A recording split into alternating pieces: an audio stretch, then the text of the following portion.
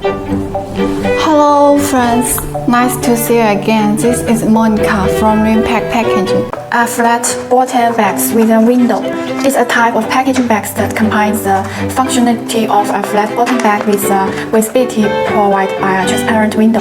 This type of bags is often used for packaging various products, such as coffee, snacks, nuts, and other dry goods. The flat bottom design of the bag allows it to stand upright securely, providing stability and easy use. The bag is typically made from materials like laminated films or paper, which provides durability and the protection for the product inside. The window of the front of bags is made from transparent materials. It allows customers to see the contents of the bag without having to open it.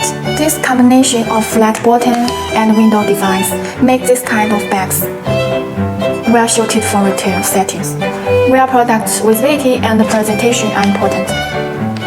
It provides a professional look while also showcasing the product to potential customers. See you next time. Bye.